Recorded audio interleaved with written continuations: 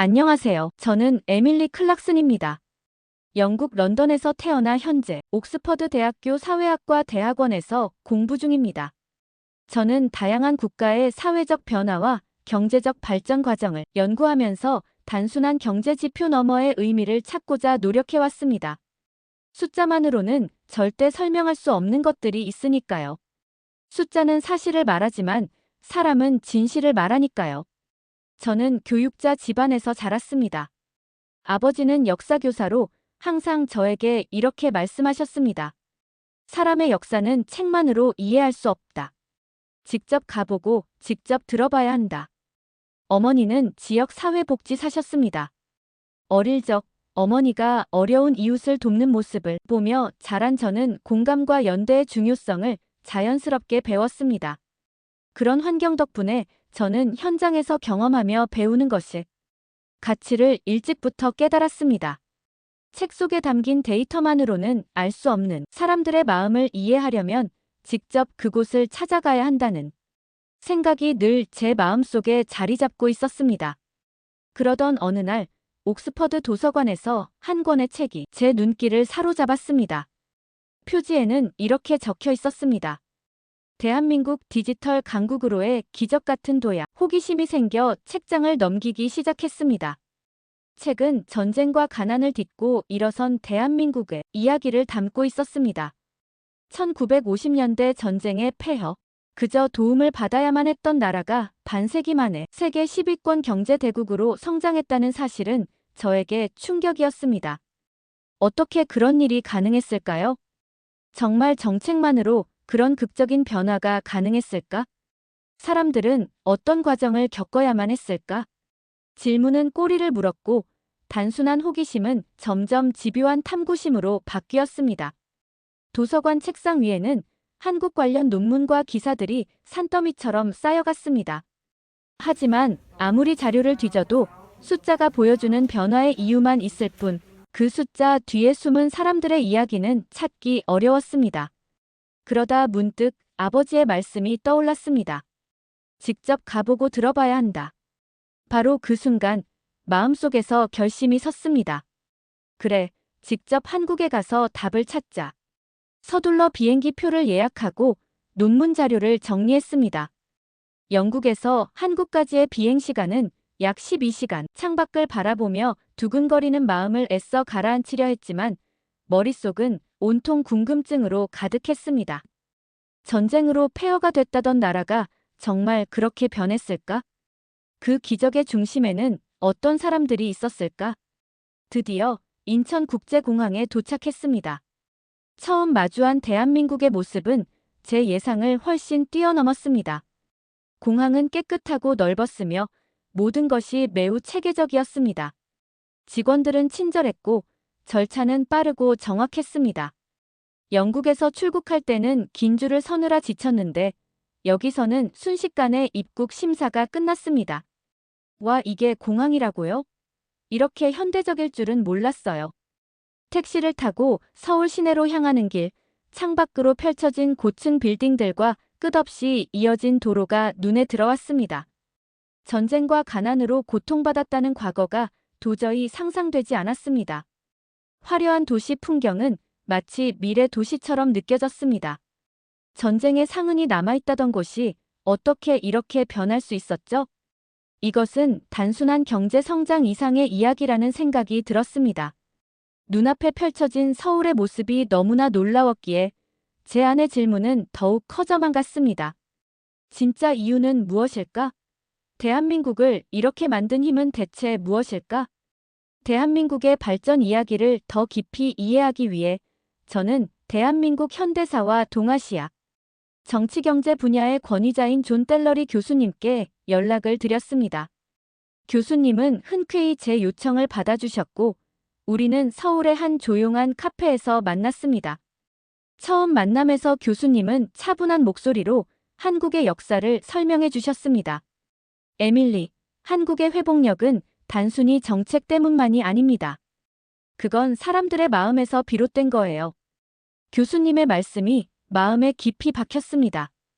정책과 경제 지표 뒤에 숨어있던 사람들의 이야기가 저를 끌어당겼습니다. 한국의 경제 발전에서 가장 중요한 시기 중 하나는 1970년대 산업화였습니다. 박정희 대통령의 주도 아래 경제개발 5개년 계획과 중화학공업 육성 정책이 시행됐고 새마을 운동을 통해 농촌 근대화가 추진됐습니다. 숫자로만 보면 놀라운 성과였습니다. 수출은 수십 배로 증가했고 공장은 밤낮 없이 돌아갔습니다. 그러나 교수님은 그 화려함 뒤의 현실을 들려주셨습니다. 그 시절 한국의 노동자들은 하루 12시간, 때로는 16시간씩 일했어요. 안전장비도 부족했죠. 하지만 사람들은 우리도 잘 살 수 있다는 희망 하나로 버텼습니다. 저는 그 말에 마음이 무거워졌습니다. 성장의 그림자 속에는 분명 보이지 않는 희생과 눈물이 있었던 겁니다. 그들의 고통 없이는 오늘의 한국도 없었겠죠. 그러나 그보다 더 큰 충격은 1997년 외환위기에 대한 이야기였습니다. 당시 한국은 급격한 경제 위기로 인해 국가부도 직전까지 몰렸습니다. 수많은 기업이 도산했고 실업률은 치솟았습니다. 많은 국제 전문가들은 한국의 회복에 최소 10년이 걸릴 것이라 예상했습니다. 그런데 대한민국 국민들이 보인 반응은 예상 밖이었습니다. 에밀리, 그때 국민들이 자발적으로 금 모으기 운동을 시작했어요. 교수님의 말을 듣고도 처음에는 믿기지 않았습니다. 하지만 자료를 찾아보니 정말이었습니다. 할머니는 결혼 반지를 빼서 내놓았고 어린아이들은 저금통을 들고 은행 앞에 줄을 섰습니다. 직장인, 학생, 가정주부 할 것 없이 모두가 나라를 위해 자신의 소중한 금을 기부했습니다. 모인 금은 무려 227톤, 당시 시가로 21억 3천만 달러에 달했습니다. 저 진짜 눈물이 나더라고요. 이런 국민적 연대는 듣도 보도 못했어요. 이것은 단순한 경제적 해결책이 아니었습니다. 우리는 포기하지 않는다는 국민적 의지의 표현이었습니다. 그 덕분에 한국은 예상보다 훨씬 빠르게 IMF 위기에서 벗어날 수 있었습니다. 정말 대단하네요. 이렇게까지 나라를 사랑할 수 있다니. 대한민국 국민들의 단결력과 희생정신은 제가 상상했던 것을 훨씬 뛰어넘었습니다. IMF 위기에서 빠르게 회복한 대한민국은 디지털 혁명을 향해 달려갔습니다. 왜 이렇게 빠른 변화가 가능했을까요? 교수님은 웃으며 답했습니다. 한국 사람들은 기다리는 걸 못 참아. 일이 생기면 바로 해결하려고 하죠. 그게 저 나라의 문화예요. 이 말은 금세 이해가 갔습니다. 한국에서 지내는 동안 빠른 문화를 곳곳에서 체감할 수 있었기 때문입니다. 온라인 쇼핑을 했는데 하루 만에 물건이 도착했을 때는 놀라움을 넘어 감탄이 나왔습니다. 설마 했는데 진짜 다음 날 바로 오네요. 교수님은 설명을 이어갔습니다. 한국의 빠른 물류는 우연이 아니에요. 일찍부터 인프라 구축과 기술 혁신에 집중했죠. 국민들도 빠른 서비스를 당연하게 생각하고 요구하거든요. 이런 속도는 기업 문화에서도 잘 드러났습니다. 삼성전자는 불과 몇 년 만에 세계 반도체 시장을 장악했고 현대중공업은 세계 조선업 1위를 차지했습니다. 빠른 결정과 실행력, 그리고 실패를 두려워하지 않는 도전 정신이 한국 산업을 세계 정상에 올려놓은 겁니다. 하지만 속도가 항상 긍정적으로만 다가오진 않았습니다. 어느 날 식당에서 주문을 하다 직원의 빠른 말투에 당황한 적이 있었습니다. 저 좀 천천히 말씀해 주실 수 있나요? 순간 차갑다고 느꼈지만 직원은 금세 미소를 지으며 친절하게 다시 설명해 주셨습니다. 죄송해요. 너무 빨랐죠? 천천히 말씀드릴게요. 그때 깨달았습니다. 빠른 속도 뒤엔 따뜻함과 배려가 숨어 있었구나. 처음엔 오해했지만 한국의 빠른 문화는 상대방의 시간을 존중하는 표현이기도 했습니다. 연구가 깊어질수록 대한민국 국민들의 내면을 더 이해하게 되었습니다. 그들의 행동은 단순한 성향이 아니라 문화적 DNA에서 비롯된 것이었습니다. 빨리빨리 문화. 지체하지 않고 즉시 실행. 강한 책임감. 맡은 일은 끝까지 해내야 한다는 국민적 정서. 연대와 공동체 의식, 위기 앞에서 서로 손을 맞잡는 힘. 이 모든 것이 대한민국의 회복력을 만들어낸 것이죠. 위기가 닥쳤을 때 포기하지 않고 손을 맞잡는 그들의 모습에서 나는 진정한 회복력이 무엇인지 깨달았다. 논문을 마무리하며 스스로에게 물었습니다. 대한민국을 일으킨 진짜 힘은 무엇일까? 그리고 답을 찾았습니다.